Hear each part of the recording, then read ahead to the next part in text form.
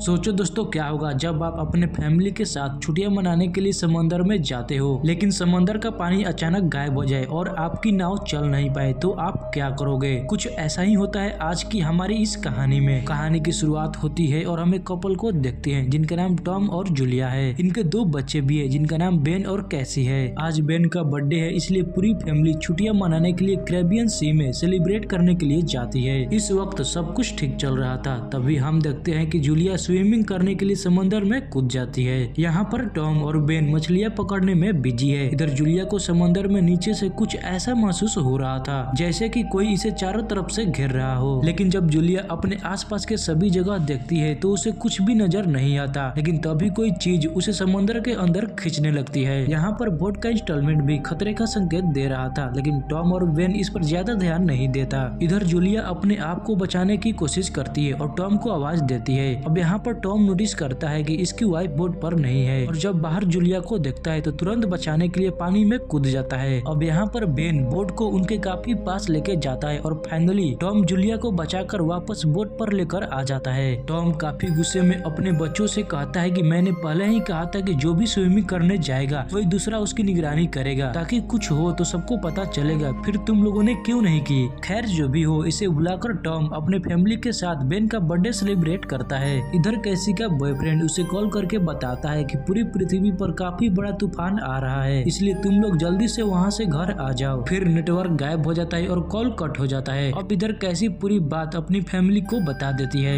यहाँ पर इन लोगों को बोट में कुछ टकराने की आवाज आती है। जब ये बाहर आकर देखते हैं तो पानी में बहुत सारे व्हेल नजर आ रही थी।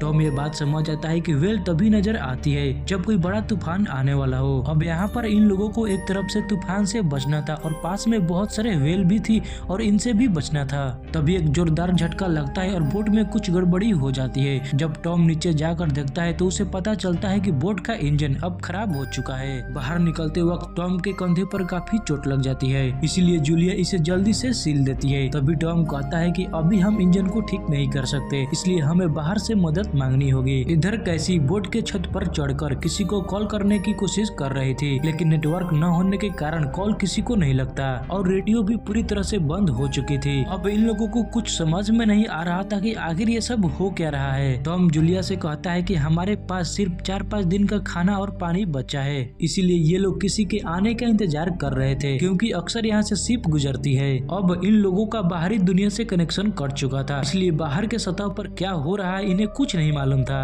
अब यहाँ पर ये लोग बात कर ही रहे होते हैं तभी एक भयंकर आवाज आती है और जब ये लोग बाहर निकल कर देखते हैं तो बहुत सारे एस्ट्रॉयड जैसी कोई चीज आसमान से नीचे गिर रही थी। एक एस्ट्रॉयड तो बोट के पास ही आकर गिर रहा था, लेकिन टॉम इंजन खराब होने के बावजूद उस जगह से हटा लेता है और एक बड़ा सा एस्ट्रॉयड का गोला बोट के पास आकर गिरता है, पर ये लोग बच जाते हैं। अब इनका इंजन पूरी तरह से खराब हो जाता है। टॉम जब बाहर निकल कर देखता है तो बहुत सारे एस्ट्रॉयड गिरने के कारण आग लग चुकी थी। अब समंदर में बहुत तेज तूफान उठने लगता है और बोट पूरी तरह से हिलने लगती है। टॉम तुरंत अपने फैमिली को बोट के अंदर ले जाता है और इन्हें लाइफ जैकेट पहनाता है ताकि अगर बोट पलट भी जाए तो ये लोग जिंदा रह सके। बोट ज्यादा हिलने के कारण जूलिया के नाक से खून भी बहने लगता है। फिर एक जोरदार झटका लगता है और ये सभी लोग बेहोश हो जाते हैं। अगली सुबह जब इन लोगों की आंख खुलती है और ये लोग बाहर आकर देखते हैं तो नजारा पूरा बदल चुका था, क्योंकि जिस जगह पर तूफान आया था अब तो वहाँ बिल्कुल पानी ही नहीं है। यहाँ की जमीन पूरी तरह से बंजर नजर आ रही थी, पानी का तो नामो निशान ही नहीं था। टॉम जब अपना कंपास निकाल कर चेक करता है तो धरती का पोल भी बदल चुका था, मतलब कि साउथ पोल की जगह नॉर्थ पोल आ गया था, इसलिए समंदर का सारा पानी किसी और एरिया में चला गया है। टॉम यहाँ पर यह भी बताता है कि अब दुनिया में कोई भी जिंदा नहीं बचा होगा। ये सुनकर कैसी पूरी तरह से शॉक्ड रह जाती है, क्योंकि अगर ऐसा हुआ होगा तो उसका बॉयफ्रेंड भी अब तक मर चुका होगा, इसलिए कैसी बहुत रोती है। यहाँ पर जूलिया सारा खाने का सामान इकट्ठा कर रही थी और बेन गुब्बारे को हवा में उड़ा देता है ताकि अगर कोई जिंदा बचा होगा तो इनको बचाने के लिए आ जाए। टॉम रेडियो के जरिए किसी से कांटेक्ट करने की कोशिश करता है, लेकिन तभी उसको एक रिस्पॉन्स मिलता है। वो आदमी बताता है कि मैं एक सबमरीन का कैप्टन हूँ, ये भी इस तूफान को पूरी तरह से झेल चुका था और इसके सभी साथी मारे गए थे, सिर्फ ये बच गया था। कैप्टन बताता है कि जब एक हफ्ते बाद दोबारा पोल चेंज होगा तो सारा समंदर का पानी वापस आएगा और उस वक्त पानी की लहरें काफी खतरनाक होगी, इसलिए तुम लोग किसी ऊंची जगह पर चले जाओ ताकि जब पानी वापस आए तो तुम लोग अपने आप को बचा सको, क्योंकि मैं तो सबमरीन में हूँ, मैं तो बच जाऊंगा। ये सुनकर देखकर टॉम कैप्टन से रिक्वेस्ट करता है कि ये इन लोगों को भी सबमरीन में ले ले, लेकिन कैप्टन बताता है कि इस सबमरीन में सिर्फ 3 लोगों की ही जगह है। इसलिए टॉम अपने बच्चों को कैप्टन के पास भेजने का फैसला करता है और कैप्टन को खाना पानी देने को भी राजी हो जाता है। टॉम मैप के जरिए बताता है कि हम लोग 2 दिन में सबमरीन के पास पहुंच जाएंगे। इधर टॉम की नजर एक आदमी पर पड़ती है। टॉम को ऐसा लगता है कि ये आदमी हमारी तरह यहाँ फंसा हुआ है। ये आदमी अपने डॉग को लेकर टॉम के पास ही आ रहा होता है। टॉम को लगता है कि आदमी प्यासा होगा, इसलिए पानी देता है, लेकिन ये आदमी तो टॉम को ही मार देता है। जूलिया दूर से ही ये सब देख लेती है और ये आदमी जूलिया को भी मारने के लिए उसकी तरफ भागता है। जूलिया जल्दी से बोट की तरफ भागती है और अपने बच्चों को खतरे की बात बताती है और इन्हें कैबिन में छुपा देती है। साथ ही में कैसी को एक फ्लेयर गन भी देती है। इतने में ही वो आदमी बोट के अंदर आ जाता है और जूलिया बाथरूम में जाकर छुप जाती है। बोट के अंदर आने के बाद ये आदमी बोट को चेक करने लगता है और खाना खाने लगता है। जूलिया बोट में बने होल से बाहर निकलती है, लेकिन इस आदमी का डॉग जूलिया को देखकर भौंकने लगता है। अपने कुत्ते को भौंकता देख ये आदमी बाहर निकलता है, लेकिन उससे पहले ही जूलिया उसे डॉग को मार देती है और बोट के नीचे छुप जाती है। इधर आदमी अपने डॉग को मरता देख जूलिया को मारने के लिए नीचे उतर जाता है और जूलिया दूसरी तरफ से बोट पर चढ़ जाती है और किसी तरह से बोट के अंदर आ जाती है, लेकिन किलर भी यहाँ पहुँच जाता है और जूलिया को मारने लगता है। कैसी ये सब कैबिन से देख रहे थे और उसे याद आता है कि उसके पास फ्लेयर गन है, उसका इस्तेमाल करने का ये अच्छा मौका है। कैसी उस फ्लेयर गन को फायर करती है, लेकिन उस आदमी को कुछ ज्यादा नुकसान नहीं होता, लेकिन बोट में आग लग जाती है। जूलिया अपने दोनों बच्चों को वापस निकाल लेती है और कुछ खाने पीने की सामान इकट्ठा करने लगती है ताकि बाहर सरवाइव कर सके, लेकिन किलर यहाँ पर फिर से जूलिया पर अटैक कर देता है। लेकिन जूलिया उसे किसी तरह से चकमा देकर खाने का सामान लेकर वहाँ से बाहर निकल आती है। दोनों बच्चे अपने डैड के बॉडी से लिपट कर रो रहे थे। बेन को लगता है कि जो उसने बैलून छोड़ा था उसी को देखकर ये किलर यहाँ पर आया था, इसलिए बेन अपने आप को दोषी मानता है। जूलिया बेन को समझाती है कि इसमें तुम्हारा कोई दोस्त नहीं है, ये तीनों टॉम के बॉडी से लिपट कर रो रहे होते हैं। तभी जूलिया बोट की तरफ देखती है जहाँ से किलर बच कर निकल आता है और इन्हें देखकर इनकी तरफ बढ़ता है।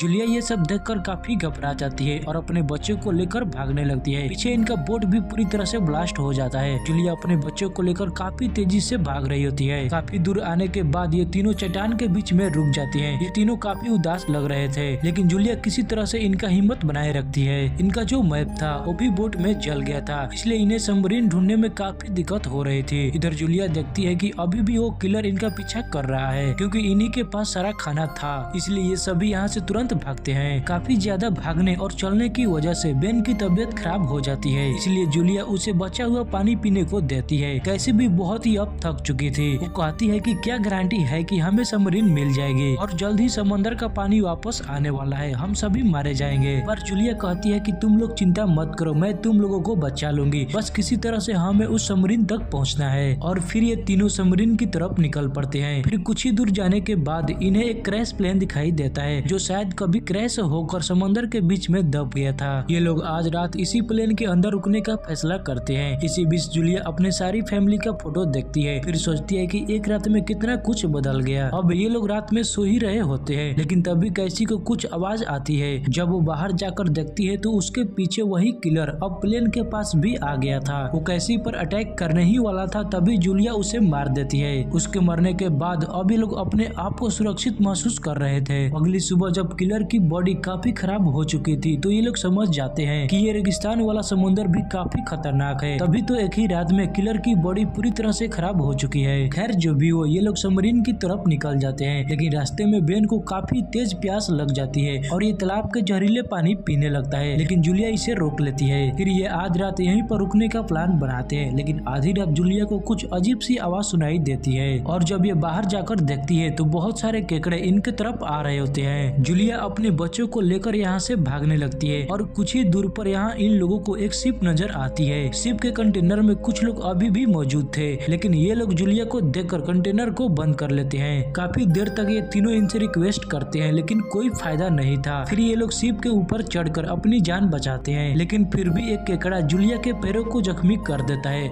पर जूलिया ऊपर चढ़ जाती है। इधर केकड़े कंटेनर के अंदर जाकर सभी को काटने लगते हैं और सभी को मार देते हैं। इधर जूलिया अपने घाव को बांध लेती है, लेकिन कुछ देर बाद ये बेहोश हो जाती है। सुबह जब इसकी आँख खुलती है तो इसके पास बेन और कैसी नहीं थे। जूलिया अपने बच्चों को खोने के डर से काफी रोने लगती है, लेकिन तभी बेन और कैसी वापस आ जाते हैं। ये वेपन और खाने के तलाश में बाहर गए हुए थे। इन्हें एक रेडियो भी मिलता है जिसे जूलिया कैप्टन कैप्टन से कांटेक्ट करती है। कैप्टन बताता है कि केकड़ो ने इस पर भी हमला किया है और ये काफी घायल है। जूलिया के पास मैप नहीं था, इसलिए कैप्टन फ्लेयर गन से फायर करता है और साथ ही में बताता है कि पानी जल्दी वापस आने वाला है। फ्लेयर गन की वजह से ये लोग समझ जाते हैं कि ये सही डायरेक्शन में जा रहे हैं और सबमरीन अब कुछ ही दूरी पर है। फिर कुछ देर चलने के बाद इन लोगों को सबमरीन नजर आने लगती है, लेकिन रास्ते में एक बहुत ही बड़ा चट्टान की दीवार थी जिसे पार करना थोड़ा मुश्किल का काम था। जब ये लोग चट्टान को पार करना शुरू करते हैं तो पत्थर गिरने लगते हैं। दोनों बच्चे आगे तो निकल जाते हैं, लेकिन जूलिया किसी तरह से फंस जाती है क्योंकि एक बड़ा पत्थर सामने गिर गया था। जूलिया कैसी और बेन को सबमरीन में जाने के लिए कहती है क्योंकि सबमरीन में कैप्टन और 2 बच्चों की ही जगह थी। ये दोनों न चाहते हुए भी सबमरीन के पास चले जाते हैं। इधर कैप्टन कहता है कि मुझे बहुत ही ज्यादा चोट लग चुकी है, इसलिए मैं अब जिंदा नहीं बचूंगा, इसलिए तुम तीनों चले जाओ। कैसी जल्दी से अपने माँ को लेने आती है, लेकिन बहुत सारे केकड़े जूलिया के पीछे पड़ चुके थे। ऐसी किसी तरह से अपनी माँ को बचाकर सबमरीन तक ले आती है और ये तीनों सबमरीन में बैठ जाते हैं। इधर समुद्र की लहरें काफी तेजी से आ रही थी और एक जोरदार झटका लगता है और ये तीनों बेहोश हो जाते हैं। जब इनकी आंख खुलती है तो ये लोग देखते हैं कि ये लोग एक शहर में आ चुके हैं, लेकिन शहर पूरी तरह से तबाह हो चुका है, कोई भी जिंदा आदमी नहीं बचा है। और इसी के साथ ये मूवी यहीं पर खत्म हो जाती है।